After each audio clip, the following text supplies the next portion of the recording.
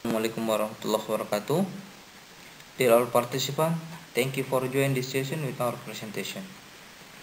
The first, let me introduce myself. My name is Sunul Bashar from Oral and Maxillofacial Surgery Department, Hasanuddin University. Thank you for the opportunity given to me to present this paper.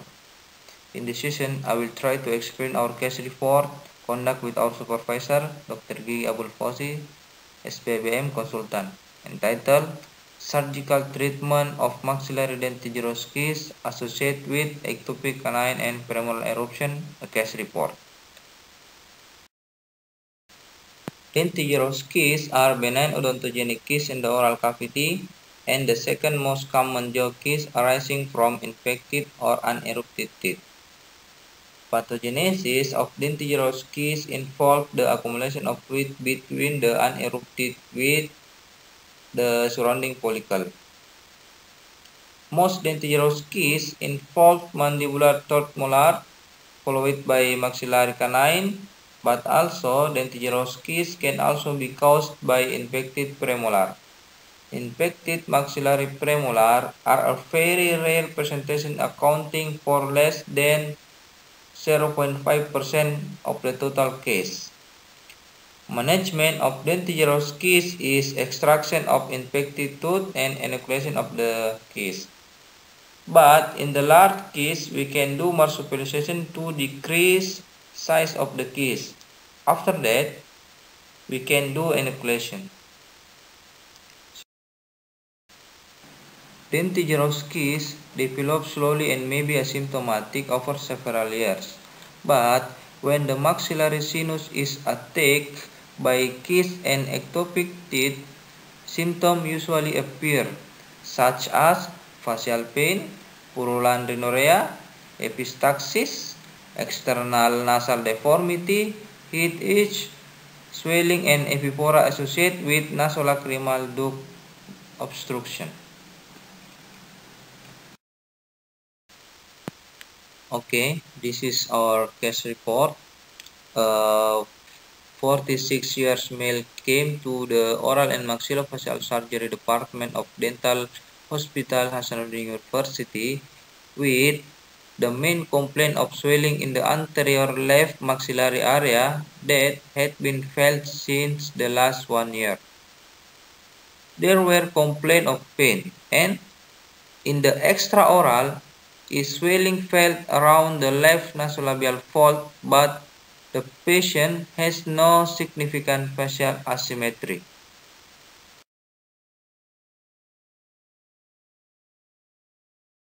In extraoral clinical examination, we found the swelling in the area of the nasal ala sulcus left anterior with the same color as surrounding tissue, and there is a pain on palpation.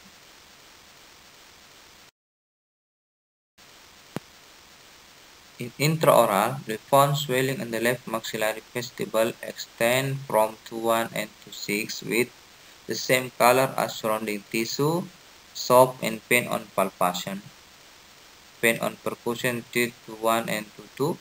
On puncture test or aspiration, we found the yellow fluid, but there is no mucosal inflammation. We not found T23, T4, and T5, but the patient had a history of T5 extraction, mobility of T1 and T2. There is no caries, but we found the calculus.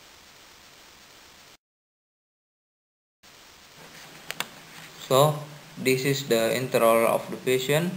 We can see swelling in the left maxillary region with the same color as surrounding tissue. If we look from here, we will suspect T23 and T4 infected because the patient had a history T5 extraction. There is no caries in the left region but many calculus.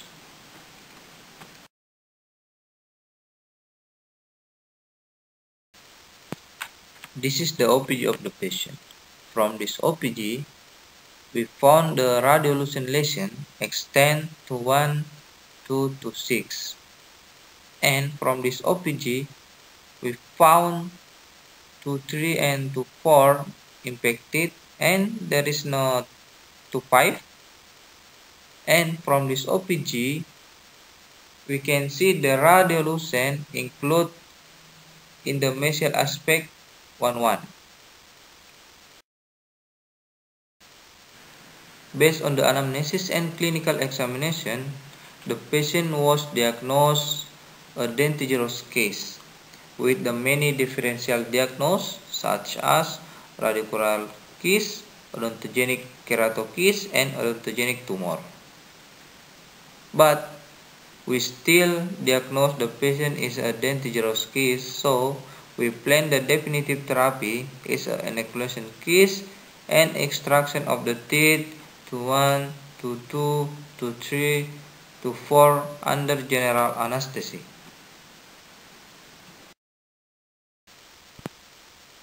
For the surgical procedure, we do the systemic examination, include the complete blood count and chest radiograph.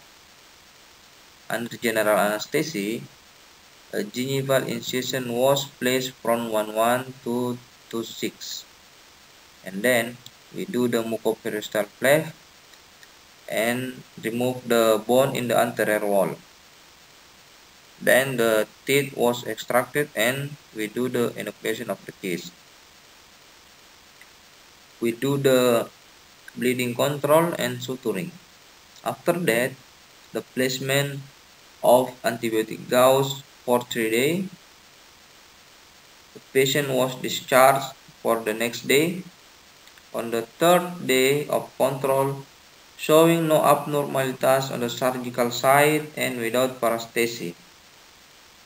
And we plan to make obturator.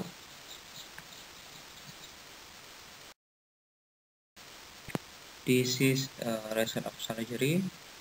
In this picture, we can see that the result of surgery, all the suture are intact. There is no significant bleeding. The antibiotic dose is well, and the teeth 1 and 2 had been extraction.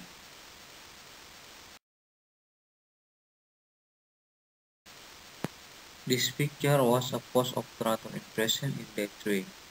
On the day of control, showing no abnormalities on surgical side and without paresthesia.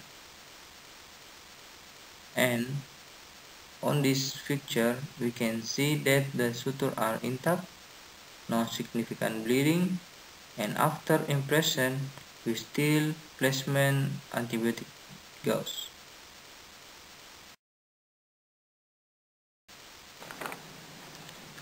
Okay, we are on discussion session.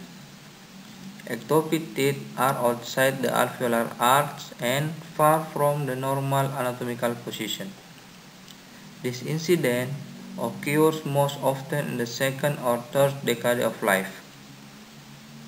Women have a higher incidence than a man. The etiology of the teeth with ectopic eruption is unknown. There are many theories regarding the condition of ectopic erupted teeth, include about infection, trauma, genetic factor, developmental disorder, iatrogenic activity, idiopathic etiology, and pathological conditions such as dentigerous cyst, same on our case report now. Our patient was a 46 years old male and the canine and first molar ectopic eruption. Odontogenesis is the process of forming dental tissue. This process doesn't occur at the same time for the all teeth. Teeth are formed from the ectodermal layers, which is the layer of ectomesenchymal tissue. Odontogenesis occurs through the complex interaction between the oral epithelium and the underlying mesenchymal tissue. Abnormalities tissue interaction during this process can lead to ectopic tooth eruption. Ectopic tooth eruption can occur due to one of three processes. including a pathological process such as tumor or cyst, developmental disorder, or iatrogenic activity. Dentigerous cyst covering crown of the unerupted teeth form a follicle and attached to the cemento enamel junction. It was common in mandibular and upper third molar, maxillary permanent canine, followed by lower premolar and rarely maxillary premolar. The incidence rate of dentigerous cyst involved maxillary premolar was 2.7% compared with 45.7% mandibular third molar. So, Dile et al. Report an incidence of 0.1 to 0.6% and Scheer found 1.5% maxillary permanent unerupted incident.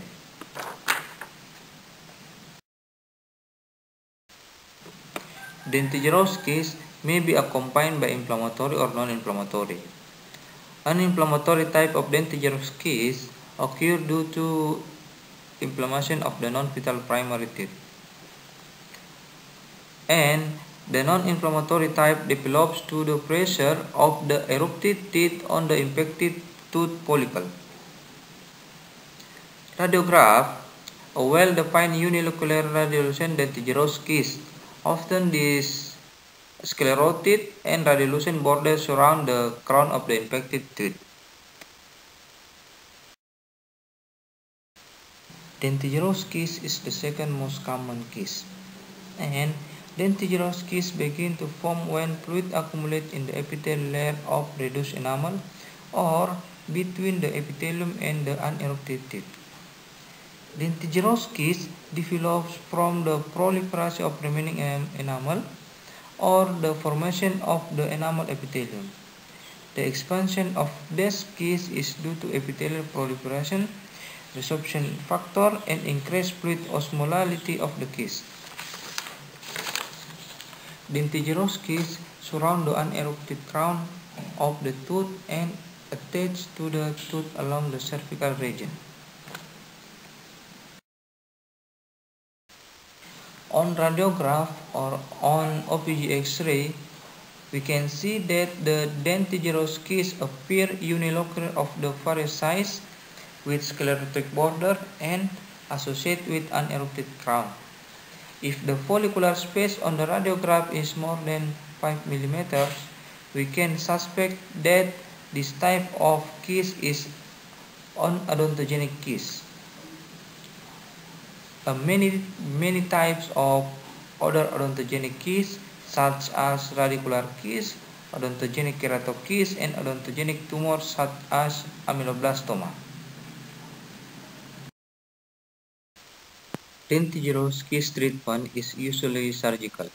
Enucleation and marsupialization are the main treatment protocol. Prior to surgery, we will do a careful clinical and radiography evaluation.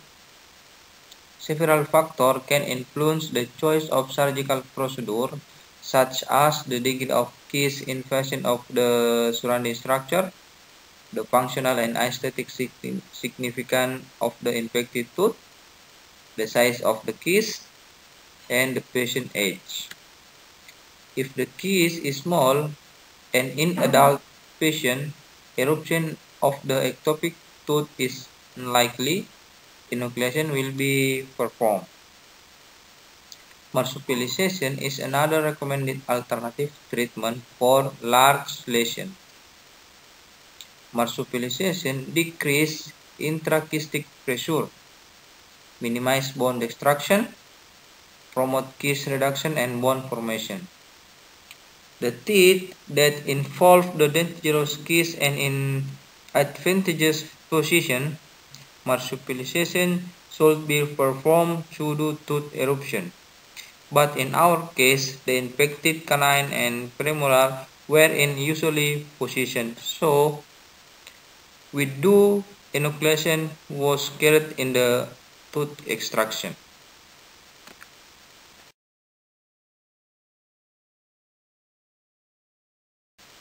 Conclusion: This paper offers us a new experience of management of a rare dentigerous case caused by ectopic eruption of canine and first premolar. The conclusion of our paper is first, treatment of dentigerous case due to ectopic eruption is by perform surgery either by marsupialization or enucleation and extraction of the tooth involved or causing the cyst. 2.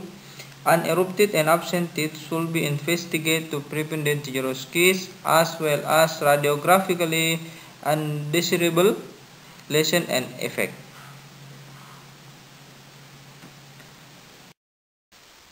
I will say thank you to the committee of ICO BTD Faculty of Dentistry, Hasanuddin University, and Oral and Maxillofacial Department, especially to entry team of Oral and Maxillofacial Surgery, Hasanuddin University for their support. Thank you very much. This is the last slide and I will see again. Thank you very much.